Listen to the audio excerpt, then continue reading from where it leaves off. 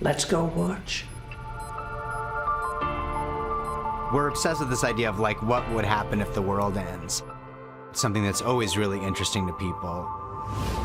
But there's this even more interesting idea behind it, which is what do you do when the apocalypse doesn't happen? When you were sort of anticipating the world to end, then nothing happens. When we brought the writers together to start talking about what the final season of the show is going to be, we felt like it was probably best to start with the very end. What's the last scene of the series going to be? We landed on an idea that excited all of us. We lost some of them.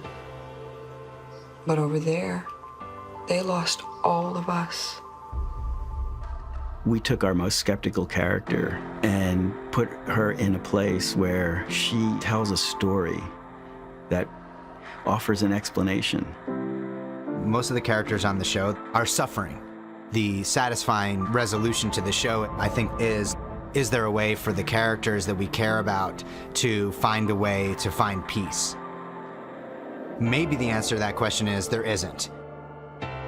The third season, more than the previous two seasons, starts to push the characters in a direction where they're no longer satisfied with just sitting back and not trying to answer that question for themselves.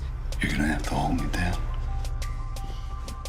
What am I supposed to do with my life? What does this mean? And more importantly, how can I feel safe? Because if at any time this could happen again, the people that you love could just be gone. Now what? We always knew that the sudden departure created this vacuum that people had to fill with ideas, theories, stories. The whole show is about the lack of an explanation and what that forces people to do to live with themselves and to live with each other. I don't understand what's happening. Me neither. It's about the belief systems that people create to give their life some form of structure. Are you scared? I had never felt so alive. I think it's a show that fundamentally attacks like the meaning of life. Then I'm not scared either. There's powerlessness and mystery every day. We don't think about it all the time until we're challenged. Our characters are constantly evolving, and that to me is a really moving and beautiful part of the show. I think that we find each character on the show that we care about in very specific pursuit of the answer to a personal mystery, somewhat related to the departure itself, but I think that we resolve those mysteries in the series and we leave the grander mystery unanswered. A satisfying ending on The Leftovers feels to me like it is release from suffering.